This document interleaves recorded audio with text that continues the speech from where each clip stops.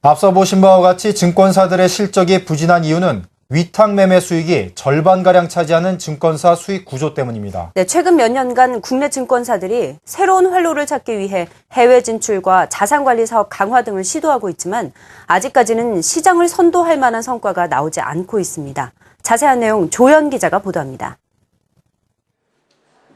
주식거래대금 급감, 평균 0.015%의 수수료, 위탁 매매에 편중된 수익구조, 국회에 묶여있는 자본시장법 개정안까지 저수익 구조란 덫에 걸린 증권업계는 좀처럼 뚜렷한 탈출구를 찾지 못하고 있습니다. 올해 들어 국내 증시는 선진국 증시와 디커플링 현상을 보이며 좁은 박스권 흐름을 지속했고 이 결과 주식거래는 예년의 절반 수준으로 줄었습니다.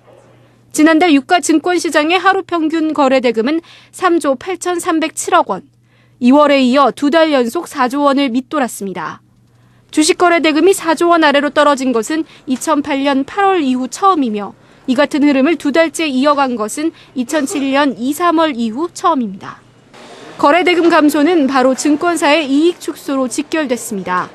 증권사 수익에서 위탁매매 수수료가 차지하는 비중은 49.2%, 반면 최근 몇 년간 증권사들이 신사업으로 추진해온 IB나 펀드 판매, 자산관리 부분은 아직도 5%를 넘기지 못하고 있습니다. 과거에 비해 개선된 편이지만 미국과 일본 등 선진국에 비교하면 아직 갈 길이 멉니다. 전문가들은 앞으로 인구 고령화에 따라 소득 대체, 장수 위험 관리 등 은퇴 준비를 위한 다양한 서비스가 필요할 것이라며 점차 자산관리 사업 강화로 위탁매매 시장 위축을 대응해야 한다고 조언합니다.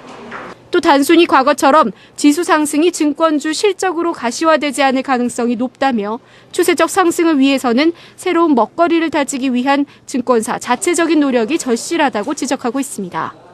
현재 대한민국 증권업계의 가장 큰 문제는 위탁매매 수수료 위주의 어떤 수익 구조라고 생각합니다. 그래서 수익 구조 다변화를 위한 여러 가지 비즈니스 모델의 개발이 필요하다고 생각을 합니다. 제도적인 개선의 선행에서 증권사 스스로 여러 가지 금융 혁신을 일으키거나 새로운 비즈니스 모델을 찾는 노력이 중요하다고 생각을 합니다.